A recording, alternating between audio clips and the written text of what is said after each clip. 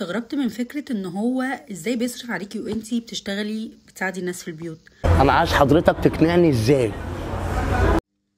طلبت بنت عن طريق ابليكيشن تيجي تساعدني في شغل البيت، فانا قلت لهم ان انا عندي كلب. المهم هي جت قالت لي ممكن تبعدي الكلب عني، فقلت لها ماشي بتصلي وكده حقك عليا، انا هحبسها لك في الاوضه اللي انت مش هتنضفي فيها.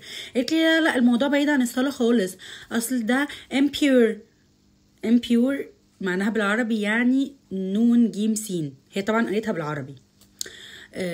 المهم فقلت لها طب خلاص ماشي، يعني شوفي انت هتنضفي فين وانا هركنها لك على جنب في المكان اللي انت هتنضفي فيه، هتبقى بعيده عنك خالص. وهي بقى بتحكي لي قصه حياتها كده ومش عارفه ايه، انا طبعا ما طلبتش منها. لقيتها بتتكلم على ان هي متجوزه واحد على مراته، بيصرف على عيالها لان هي متطلقه وكده. فقلت لها طب كويس كتر خيره ومش عارفه ايه. فقلت لها طب وهي مراته عارفه؟ قالت لي لا بس انا هعرفها وهكدها وهخليها كده من جوه تبقى بتقيد نار.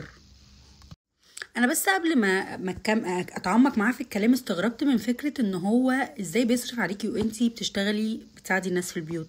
فقالت لي لا هو مش مقتدر ماديا، لا ده احنا قاعدين في اوضه بحمام مشترك مع ناس تانية ويعني انا بتكلم على ان هو يعني انا وهو بنساعد بعض وبنصرف على ابني وتتب ومراته. فراحت قالت لي لا هو يقدر دلوقتي يحط مليم في بيتها.